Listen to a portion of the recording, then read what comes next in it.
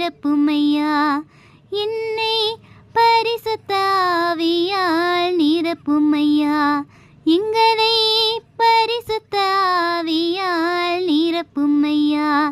தேசத்தை பரிசுத்த